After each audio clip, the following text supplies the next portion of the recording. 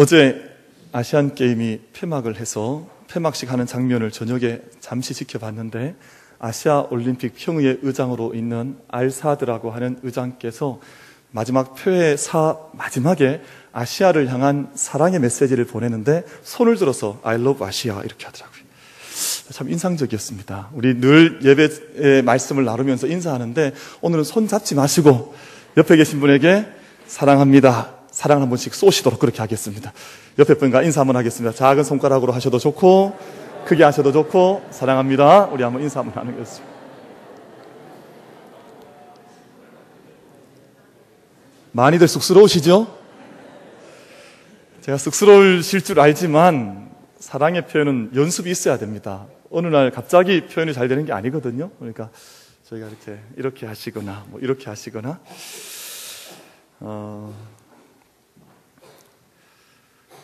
온 교회가 함께 기도해 주셔서 필리핀 선교 현장을 은혜 가운데 잘 다녀왔습니다. 일정은 3박 4일로 짧은 일정이었는데 하나님께서 많은 것을 보여주셨고 또 많은 것을 느끼게 해주셔서 일정에 비해서는 많은 은혜를 풍성히 얻고 돌아온 그런 선교 여행을 다녀오게 됐습니다. 다녀오면서 몇 가지 생각한 바들이 있는데, 첫 번째 생각했던 것은 이곳이 먼 곳이 아니구나 하는 그런 생각을 하게 됐습니다. 멀리 있는 나라가 아니라 지금이라도 여러분 예배 마치시고 김해공항으로 가시면 비행기를 타실 수 있습니다. 제가 알기로는 오후 비행기가 있는데 여비는 알아서 하시고 가시면 필리핀은 비자가 필요가 없습니다. 무비자 계약이 되어 있기 때문에 체결되어 있어서 오늘 출발하셔도 3시간 반만 비행하시면 거기에 닿을 수 있는, 그 마을에 들어갈 수 있는 아주 가까운 곳에 그 마을이 있었습니다. 몬탈반이라고 하는 뜻은 숲, 산, 나무가 있는 곳 하는 그런 뜻을 가진 도시인데, 필리핀의 수도인 마닐라에서 1시간 거리에 근교에 있는 도시입니다. 이 도시는 마닐라로부터 밀려나서 땅끝에 이른 사람들, 그 땅의 사람들이 함께 모여 사는데 세 종류의 사람이 살아가고 있더라고요. 첫 번째는 도시에서 쫓겨나서 살아가고 있는 도시 이주민들이 그 땅의 사람들로 살아가고, 또 한 부류는 쓰레기 마을이 있는데 그 쓰레기 마을을 미천 삼아서 그 쓰레기 마을에서 나오는 쓰레기들을 모아서 또 씻고 정리해서 살아가고 있는 쓰레기 마을 사람들이 있고, 또 한 부류의 사람은 원래 그 땅 산이 있는데 그 산 위에서 살아가고 있는 산족 사람들이 함께 어우러져서 50만이라고 하는 인구를 이뤄서 살아가고 있는 그런 곳이었습니다. 여러분 잘 아시는 것처럼 인도에는 카스트 제도라고 하는 제도가 있지요. 모든 사람들을 4계층으로 나누어서 제일 밑쪽에는 제사장들, 종교인들이 자리를 차지하고 있습니다. 브라만이라고 부르지요. 그 밑에 계층은 무사들 계층인데 크샤트리아라고 해서 그 다음 계층을 형성을 하고 있습니다. 농민과 상인 계급이 바이샤라고 해서 3번째 평민들을 이루고 있고, 그 밑에 노예 계급인 수드라라고 하는 계급이 있습니다. 근데 이것이 공식적인 인도에서 이루어지고 있는 4가지 계층이지요. 근데 그 계층 밑에 사람이긴 하나 사람의 대접을 받지 못하는 사람들이 불가촉 천민, 그렇게 부르거든요. 소위 말하는 불가촉 천민들이 그 밑에 계층을 형성해 나가고 있습니다. 영어에서는 untouchable person. 이 사람들은 손댈 수 없는, 손대면 부정한 사람들이라 그래서 이 계층 속에 들어가지 못하는 그 아래의 사람들이 있는데, 힌디어로는 달릿이라고 부르는 계층이 있습니다. 억압받는 자, 파괴된 자, 억눌린 자, 그런 뜻을 가지고 살아가는 사람들인데, 몬탈반, 저희가 이번에 방문했던 곳에는 바로 그런 사람들이 50만이나 되는 사람들이 함께 어울려서 살아가고 있는 그런 곳이었습니다. 두 번째 제가 느꼈던 것은 참 환경이 말할 수 없이 열악했습니다. 제가 우리 다음 주에 우리 장로님들께서 우리 두 분 장로님과 함께 다녀왔기 때문에 우리 짧게라도 선교 보고 사진도 좀 보여드리고 그곳의 모습을 좀 간단하게 소개하기를 원하는데, 오늘 저는 좀 짧게 제 느낌을 좀 말씀을 드리려고 합니다. 네, 환경은 말할 수 없이 열악해서 제가 첫째 날 도착을 했는데 감정 조절이 잘 되지 않더라고요. 제가 너무너무 충격을 많이 받아서 제 스스로 이 생각과 감정의 조율이 잘 되지 않아서 첫째 날 도착했던 날 매우 힘든 시간을 보냈습니다. 그런데 둘째 날 그 마을에 한 집 한 집 골목골목을 돌아다녀 보면서 제 마음이 바뀌게 됐습니다. 왜냐하면 그곳에 여전히 생명이 있고 여전히 귀한 삶이 있고 그곳에 여전히 희망이 있는 것을 함께 그 마을을 다니면서 제가 확인해 보게 되었습니다. 아이들 눈빛이 얼마나 맑은지, 여러분 너무너무 힘들게 살아가는 아이들인데 피부병도 많고 먹지 못해서 너무 말라있고 한 아이들인데 눈빛이 얼마나 맑은지 제가 제 눈빛이랑 비교를 해봤습니다. 제가 그 아이들 눈빛에 비하면 저는 동태눈이요, 그 아이들의 눈은 너무나 진주처럼 빛나는 맑은 눈인 거예요. 그래서 이야, 내가 함께 하겠다고 왔지만 이 아이들 눈빛에서 내가 너무너무 많은 것을 배우고 느낀다 하는 그런 생각을 해보게 됐습니다.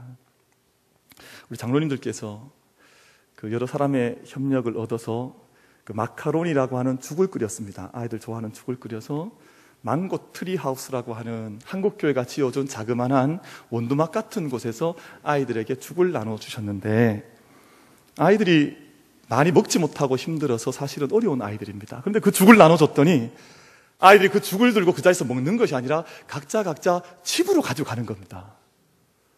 왜 그런 거 물어봤더니 집에 먹지 못하고 있는 부모님이 계시다는 거예요.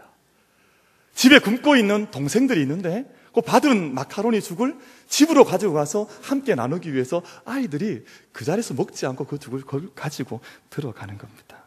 6살, 5살 된 꼬마 아이들이, 오빠, 언니들이 아이들을 옆에 하나씩 차고 다녀요.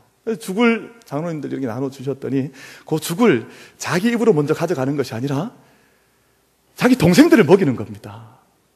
얼마나 천사 같은지, 저는 제 모습을 보니까 얼마나 도둑놈 같은지, 이야, 이게 너무너무 다른 거예요. 이게 누가 누구에게 은혜를 주고 있는지 잘 모를 만큼 그 아이들에게 많은 도전을 받고 많은 것을 보게 됐습니다. 그러니까 사실은 첫날 제가 보았던 것은 외적인 모습이었었고 제 마음의 감정의 조절이 되지 않았던 것은 제가 가지고 있던 선입관이었었지, 실제로 그 안에 들어가 보면서 다시 한번 발견하게 된 것은 그 안에 있는 희망, 그 안에 있는 생명, 그 안에 있는 소망의 일들을 확인을 해보게 됐습니다.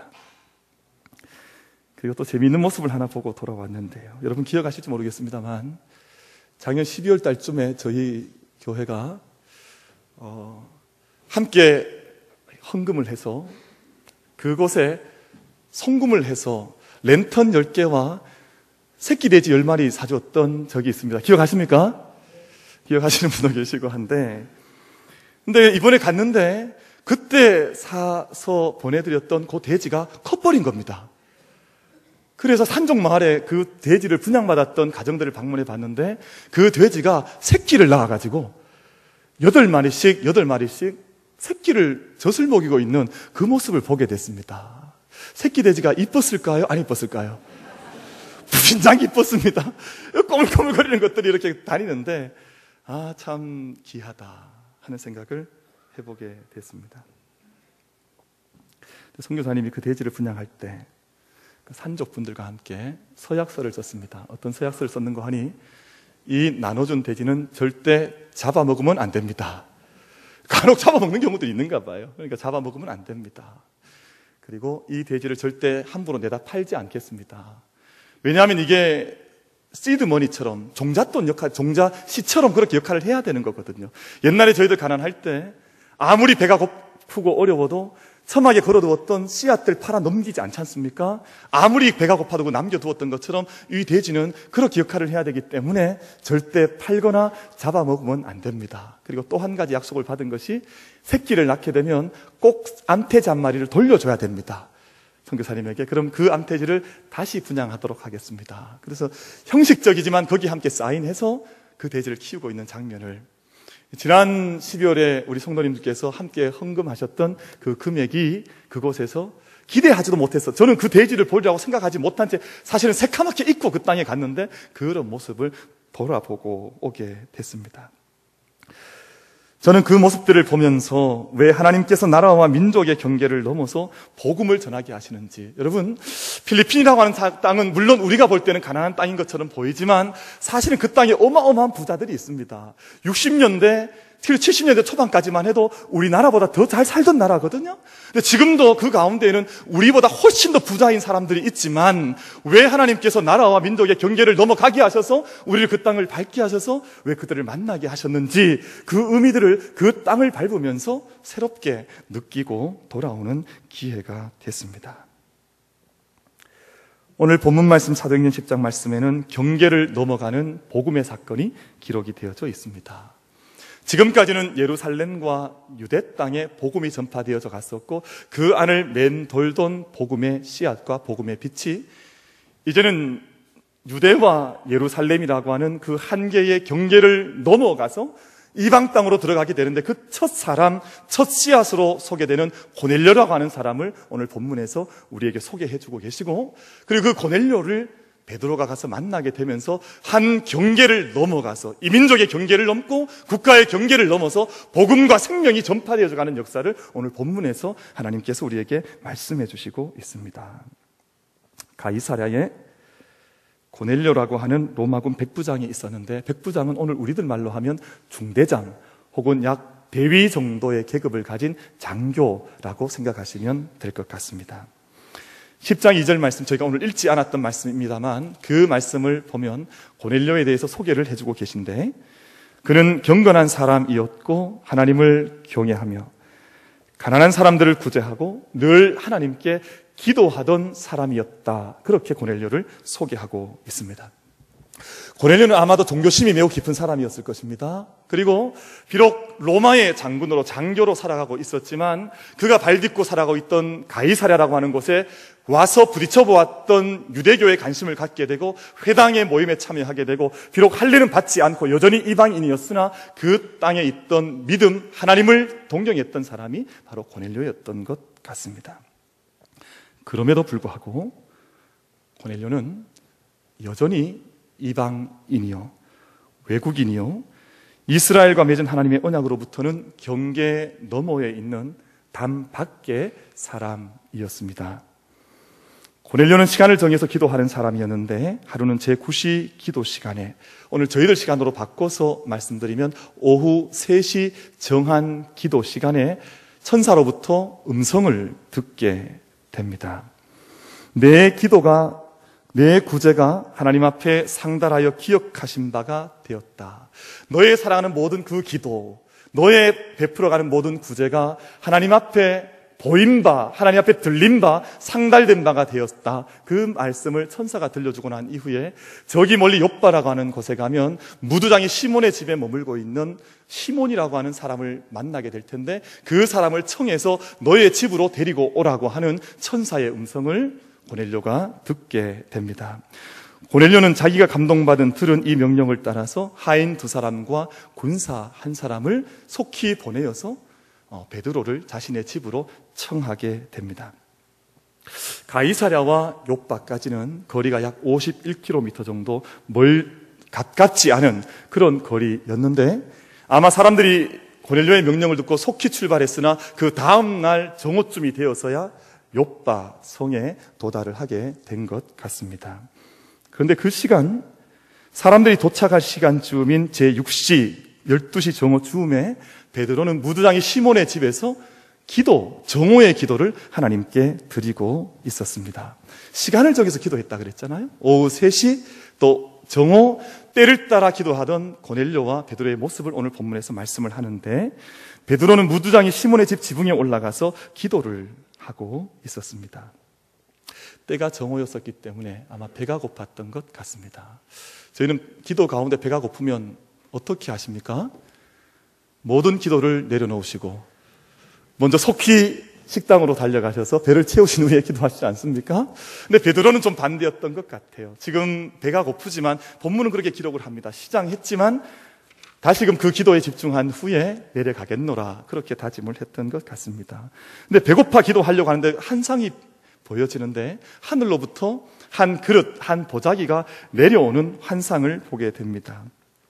무엇이 들어있나 가만히 눈여겨 들여다보니 그 보자기 안에는 4발 가진 짐승들, 그리고 기는 짐승들, 나는 짐승들이 함께 어우러져 엉켜져 있는 그런 모습을 베드로가 보게 됐습니다. 그런데 더 충격적인 것은 하나님의 음성이 들려오는데 베드로야 일어나 잡아 먹으라 하는 그런 음성이 하나님으로부터, 하늘로부터 들려왔습니다.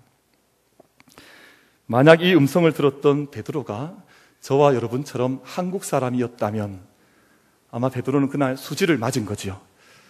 그 안에 온갖 동물들이 들어있고 특별히 기는 것도 있고 또 나는 것도 있으니 나만 하지 않을 만큼 베드로가 달려들었지 않았겠습니까? 그런데 이번에 거기 가니까 개들이 참 많아요. 선교사님께서 저희한테 미리 알려주시더라고요. 몬탈반에 들어가시게 되는데 거기에 가시면 정말 개 떼를 보시게 될 겁니다. 얼마나 개가 많이 다니는지. 근데 막 길가에 이렇게 다니는데 저희 장로님들과 늘 그 얘기 했습니다. 우리 한국 사람들 같으면 이거 가만두지 않을 텐데 많이 다녀요. 베드로에게 저희들에게도 그런 동물을 보면 꺼리칙한 마음이 드는 것처럼 베드로는 유대인이었기 때문에 그 동물들을 보면서 이렇게 대답을 하게 됩니다. 주여 그럴 수 없나이다. 속되고 깨끗이 아니한 물건을 내가 언제든지 먹지 아니하였나이다. 지금 이 하늘로부터 내려온 보자기 안에 있는 이 동물들 제가 먹을 수가 없습니다. 그렇게 답을 하게 되지요. 그러자 다시 소리 있기를 하나님께서 깨끗게 하신 것을 내가 속되다 하지 말고 받아 먹으라. 내가 이미 깨끗게 하였는데 왜 네가 속되다 하느냐? 이 동물들을 내가 받아 먹으라. 그렇게 3번이나 반복해서 이 사건이 일어나고 난 이후에 이 보자기가 하늘로 다시금 들려 올라가게 됩니다. 그 환상을 보게 된 바로 그 시간에 고넬료가 보낸 사람들이 베드로가 머물던 집에 도착을 했습니다. 베드로는 그들과의 만남을 통해서 그리고 그 만남 이후에 가이사랴로 내려가서 고넬료를 만나는 만남을 통해서 환상의 의미를 깨닫게 됩니다. 왜 하나님께 자신이 기도하는 시간에 보자기 속에 유대인들이 그토록 저주스럽게 생각하고 있는 이런 동물들이, 이런 기는 짐승들이 이 안에 들려져 내려왔는지 그 환상의 의미를 이후에 베드로가 깨달아 알아나가게 됩니다.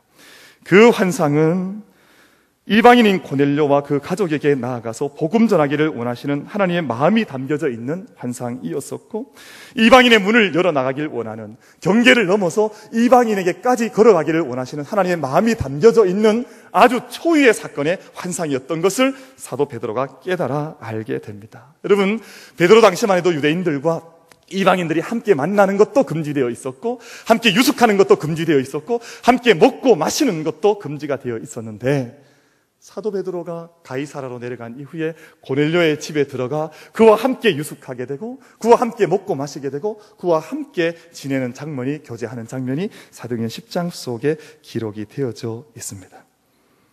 그리고 이 일 후에 예수 그리스도의 이름을 힘입어야 구원을 얻을 수 있다고 하는 복음의 핵심 중의 핵심을 오늘 본문, 저희가 읽었던 본문 마지막 절 말씀에서 사도 베드로가 그 사람들에게 선포하는 대목이 기록이 되어져 있습니다. 오늘 이 말씀을 통해서 3가지 주시는 교훈의 말씀을 나누며 함께 은혜를 다지고자 합니다. 첫 번째는 하나님께서 어떻게 일하고 계시는지, 하나님께서 어떻게 역사하고 계셔서 구원의 일을 이루어가고 계시는지 오늘 본문 말씀이 우리에게 잘 보여주고 있습니다. 사랑하는 성도 여러분, 우리는 늘 우리가 주체가 되어져 있습니다. 목사는 목사가 주체라고 생각을 하고, 교회의 중직자는 중직자가 주체라고 생각을 하고, 이 땅의 모든 사람들이 늘 자기 자신이 이 역사의 주인이 되어서 모든 일들을 감당해 나간다고 생각을 합니다. 그러나 오늘 본문 말씀을 보면 그 모든 사람들의 배후에는 고넬료의 배후이든 베드로의 배후이든 그 배후에서 보이지 않는 손으로 역사해 가시는 하나님의 손길이 있다고 하는 것을 오늘 본문이 우리에게 보여주고 있습니다. 하나님의 간섭하심, 하나님의 역사하심, 하나님의 준비하심이 그 모든 사람들 속에 있어서 우리가 기대하지 못했던, 베드로는 자기가 간다고 생각했고 고넬료는 자기가 영접한다고 생각했지만 그 모든 일을 하나의 틈도 빠뜨리지 아니하시고 아기가 맞도록 이끌어 가시는 하나님의 손길이 그 가운데에서 역사하고 계셨던 것입니다. 사도행전 10장 전체 말씀을 보면 특별히 시간과 때에 대한 언급이 많이 나타나고 있습니다. 고넬료는 제9시쯤 천사의 음성을 들었고 베드로는 그 다음날 제6시에 기도하던 중에 환상을 보았습니다. 시간이 구체적으로 명시가 되어 있지 않습니까? 베드로가 환상을 보는 동안에 고넬료가 보낸 사람들이 그 도시에 다가왔고 베드로가 자신이 본 환상의 의미에 대해서 이것이 도대체 무슨 환상인가, 무슨 의미인가, 이것이 무엇인지 도무지 알지 못하겠다고 고민하고 기도하던 순간에 사람들이 베드로가 머물던 집에 도착을 하게 됐습니다. 베드로가 아직도 그 환상에 대해 곰곰이 생각하고 있을 때 성령께서 베드로에게 감동해 주셔서 이 환상의 의미가 어떤 의미인지를 너가 만나게 될 사람을 차별하지 말고 구분하지 말고 그들과 함께 걸어갈 것을 성령께서 베드로에게 알려주시게 되었습니다. 여러분, 고넬료와 베드로는 51km가 넘는 시간적으로 공간적으로 너무나 떨어진 곳에 살아가던 서 있던 사람들이었습니다. 그런데 하나님께서 그 모든 사람들에게 그 시간과 공간에 동시적으로 임하여 주셔서 이 모든 시간과 공간의 모든 갭들과 차이들을 극복해 나가며 복음의 역사가 이방 땅으로 전파되어져 나갈 수 있도록 그 사람을 도와주시고 역사해 주셨던 것입니다.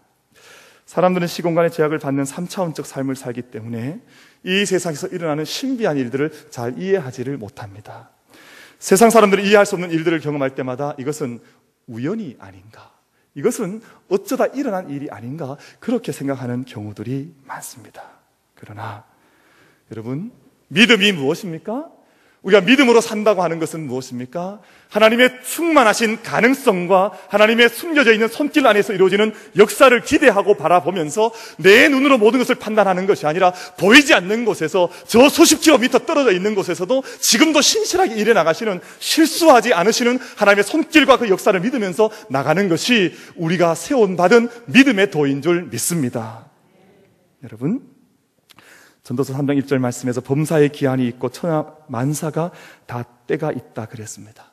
그 때라고 하는 것은 하나님의 일하시는 때요, 하나님의 영광이 나타나는 때요, 하나님께서 우리가 기대하지 못했던 하나님의 카이로스의 시간으로 우리들 가운데 역사해 주시는 그러한 은혜의 시간인 줄로 믿습니다.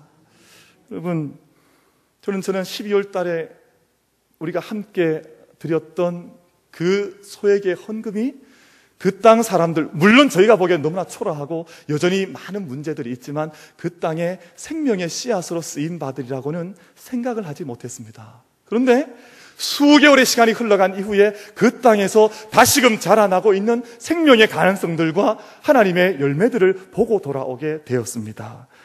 하나님께서 공중의 새들도 돌보시고 들의 백합화도 살피시고 계신데, 여러분, 믿음 생활의 한순간 한순간이 하나님의 은혜 가운데 한 틈 오차 없이 이루어져 있다고 하는, 실수하지 않으시고 오늘 또 우리의 인생을 붙들어서 인도하고 계시는 그 하나님의 손길을 믿음으로 고백하며 그 믿음을 의지하며 그 손길 위에서 승리의 삶을 달려갈 수 있는 우리 모두가 될 수 있게 되기를 바라겠습니다. 두 번째 드리고 싶은 말씀은, 하나님은 사람을 외모로 취하지 않으십니다. 성령께서 베드로에게 감동하셔서 말씀하시기를, 이제 찾아오게 될 사람을 의심하지 말고 따라가라, 그렇게 사도행전 10장에서 말씀하셨습니다. 의심하지 말고 그를 따라가라. 의심하지 말라고 하는 말은 주저하지 말라, 염려하지 말라 하는 뜻을 담고 있습니다만, 또 다른 의미로는 구별하지 말아라, 차별하지 말아라, 사람들을 차별하지 말고 사람들을 이 사람은 선한 사람이다, 악한 사람이다, 내 눈으로 판단하지 말고, 이것이 될 것이다, 안 될 것이다, 내 힘으로 판단하지 말고 하나님께서 이루어 가시는 그 일을 순전함으로 따라가라는 말로 성령께서 베드로에게 들려주신 말씀이었습니다. 보자기 안에 들어있던, 그릇 안에 들어있던 모든 동물들을 네가 판단하지 말고, 깨끗하다, 부정하다, 용납할 수 있다, 용납할 수 없다, 내가 판단하지 말고 받아 먹으라고 하나님께서 베드로에게 요청하셨던 것처럼, 오늘 선교의 자리에, 전도의 자리에 생명을 흘려보내려고 하는 사람들의 그 자리에는 구분하지 않는 것, 차별하지 않으려고 하는 그 믿음의 마음, 예수 그리스도의 마음을 가진 자라야만이 하나님의 거룩한 선교의 현장에 쓰임받을 수 있게 될 줄로 믿습니다. 하나님이 만약 사람을 외모로 취하셨다면 복음이 민족과 나라의 경계를 넘어서 나갈 수 있었겠습니까? 불가능했을 것입니다. 복음은 예수님의 말씀대로 예루살렘과 온 유대와 사마리아와 땅끝까지 동심원을 계속해서 그려나가면서 그 사람들이 이민족이든 흉악한 민족이든 그 모든 경계를 넘고 또 넘어서 계속해서 서진해와서 예루살렘과 유다에서 출발한 복음이 오늘 우리에게까지 다가왔고, 오늘 우리는 그 복음에 받은 은혜들이 너무나 큰 것을 알기 때문에 그 복음을 세상 가운데 전해주기 위해서 오늘 또 우리가 경계를 다시 한번 넘고자 해서 이 자리에 서 있는 것이 아니겠습니까? 복음의 씨앗이 되었던 사람들을 통해서 그 땅의 기독교의 문화가 꽃피워 태어나게 되어져 있습니다. 여러분, 한국에는 한국 기독교가 태어난 것입니다. 일본에는 비록 1%밖에 되지 않는 소수의 일본 기독인이 있지만 그들을 인해서 일본 기독교가 자라나는 것입니다. 그리고 중국 땅에는 우리와는 전혀 다른 모습이지만 가정교회를 통해서, 삼자교회를 통해서 그들만의 기독교와 그들만의 믿음이 중국 기독교가 세워져 가는 것입니다. 우리 신앙의 놀라운 모습은 바로 그 자리에 있습니다. 우리가 어떤 곳에 복음을 전한다고 해서, 선교를 한다고 해서 우리가 믿는 모습 그대로를 그 사람들에게 이식하고 강요하는 것이 아니라 우리가 전하는 그 땅에 그 사람들이 맞아들이게 되는 복음의 핵심은 변화가 없으되 그 땅의 믿음, 그 땅의 교회가 태어날 수 있도록 기도하는 마음으로 겸허하게 접근하는 것이 복음 전하는 자들의 자세가 아니겠습니까? 기독교는 늘 새로운 모습을 덧입고 전파된 것입니다. 여러분, 세상에서 가장 오래된 기독교로, 가장 오래된 종교로 자부하는 종교 가운데 힌두교가 있습니다. 수천 년을 내려왔는데 그 힌두교라고 하는 종교는 그 땅을 한 번도 벗어나 본 적이 없습니다. 4,000년 전의 모습이나 오늘 모습이나 차이가 하나도 없이 예전 그 모습 그대로 그 자리에 있는 그런 모습을 가지고 있습니다만, 복음은 그렇지가 않습니다. 경계를 넘어가야 하고 전파되어져 가야 하고 하나님의 생명과 구원과 은혜가 계속해서 경계를 넘고 또 넘어서 땅끝까지 전해져야 된다고 하는 것이 복음의 핵심인 것입니다. 여러분, 그래서 성경은 한 언어로 고착되어져 있는 것이 아니라 모든 열방의 모든 민족에 들어갈 때마다 그 민족의 언어로, 그 민족의 문화로 계속해서 번역되어지고 변화되어서 그 땅에 전파되어져 나가는 것인데, 그것이 바로 경계를 넘어서 사람들에게 심령 가운데 전파되어지는 말씀이라고 하나님께서 우리에게 허락해 주신 생명의 문화인 것입니다. 여러분, 이슬람 문화는 단일 문화입니다. 이슬람 문명은 다른 문명과 다른 모습을 허락하지 않습니다. 만약 그들의 경전인 코란을 번역하는 사람이 있다면 그 사람은 그날 참수를 당해도 아무런 문제가 없을 만큼 번역하지 못하게 하고 동일한 문화를 세상에 강요하는 무서운 힘을 가진 종교가 이슬람 문화입니다. 여러분, 저희가 잘 알고 있는 것처럼 IS라고 하는 이슬람 국가의 궁극적인 목적이 그것입니다. 온 세계를 이슬람화해서 가장 이슬람 사제들이 온 땅을 다스리는 나라, 한 문화로 통일된 나라를 만들어 가자고 해서 서방인이든 누구이든지 그 뜻에 반하는 자들은 심각하게 참수를 해도 아무런 죄의식도 가지지 않는 단 하나의 언어 코란만 가지고 있는 자들이 바로 이슬람 문화 아닙니까? 자비와 용서가 없습니다. 그러나 온 세상을 창조하신 우리의 아버지 하나님을 믿는 믿음과 신앙과 말씀은 그런 차원이 아닙니다. 늘 새롭게 변화해서 하나님께서 인간의 몸을 입고 성육신 하신 것이 하나의 경계를 넘어오신 것 아니었습니까? 하늘의 경계를 넘어 이 땅 가운데 내려오셔서 우리를 위하여 십자가에 달리셔서 모든 것을 내어주시고 부활하셔서 이 땅에 생명의 은혜를 주신 것은 하나님께서 경계를 넘어가 생명 전한다는 것이 어떤 것인지를 우리에게 실제적으로 실증으로 보여주신 하나의 번역의 행동이었습니다. 본문이 말씀하는 세 번째 메시지가 있는데요, 저는 이 말씀을 깊이 묵상했습니다. 여러분, 고넬료는 의인이었다 했고 또 기도를 하는 사람이라 했고 가족들을 너무너무 잘 돌봐줬던, 저희들 말로 하면 정말 빈틈없는 사람과 같은 그런 사람이었습니다. 제가 왜 고넬료를 묵상하다 보니까 자꾸 제 자신을 들여다보게 되는지 많이 닮았다 하는 생각을 농담입니다만 하게 됐습니다. 이게 무슨 말씀이냐 하면, 고넬료는 윤리적으로 그리고 관계적으로 볼 때 문제가 없는 그런 사람이었습니다. 의로운 사람이었습니다. 그 정도 되면 다른 것이 필요하지 않을 것 같습니다. 그러나 그가 의롭고 기도를 하고 종교심을 깊이 많이 가지고 있는 사람이라 할지라도 단 한 가지 부족한 것이 있는데, 그를 위해서 단 한 가지 더 필요한 것이 있는데, 그것이 바로 굳이 그 먼 곳 51km 떨어져 있던 베드로를 요바에까지 찾아가 사람을 데리고 와서 가이사라까지 데리고 오게 한 그 하나님의 성령의 이끄심의 목적이 바로 그곳에 있었습니다. 다른 모든 것이 다 있다 할지라도 구원받기 위해서는 예수 그리스도를 아는 믿음, 예수 그리스도의 그 이름 앞에 고백하는 믿음이 필요하다고 하는 것을 고넬료를 통해서 우리에게 보여주신 줄로 믿습니다. 여러분, 쓰레기 마을은, 제가 방문해 본 쓰레기 마을은 환경이 지옥 같았는데 그 안에 살아가는 아이들의 웃음과 미소는 천사와 같았습니다. 얼마나 사랑스러웠는지 모릅니다. 여러분, 그러나 그 사랑스러운 눈빛을 가지고 살아가는 아이들에게도 복음이 필요한 줄로 믿습니다. 아무리 눈빛이 맑다 하지라도, 아무리 일본인들처럼 윤리적으로 사회적으로 빈틈없이 살아가는 사람이라 할지라도 하나님을 알지 못하고 예수 그리스도의 그 이름을 알지 못하면 오늘 베드로가 선포했던 가이사라에서 고넬료의 가족과 그 친척들에게 선포했던 오늘 제가 읽었던 이 본문의 말씀, 하나님께서 예수 그리스도를 보내셔서 그에게 능력 베풀어 주시고 선한 일을 행하게 하시고 귀신 쫓아내주신 그 일, 그리고 그분이 십자가에 나무에 달리셔서 돌아가신 모욕을, 우리가 져야 될 모욕과 죄의 짐을 지신 그 일, 그리고 부활하셔서 그 땅 사람들에게 부활의 주로 나타나신 그 일, 그 일을 알지 못하면 구원을 받지 못하기에 그 먼 곳까지 사람을 보내서 베드로를 통해서 복음의 메시지를 듣게 하신 줄로 믿습니다. 여러분, 구원에는 어떤 장벽도 어떤 경계도 있지 않습니다. 주 예수를 믿으면 누구든지 구원을 얻는다. 유대인이든 이방인이든 남자든 여자이든 종이든 주인이든 어떤 인종과 국적과 장벽과 경계를 넘어 구원에 참여해 나가야 하는 일이 오늘 우리에게 주신 하나님의 사명인 줄로 믿습니다. 이 경계 외에도, 민족의 경계 외에도 저와 여러분에게는 수많은 인간적인 관계적인 경계들이 또 있지 않습니까?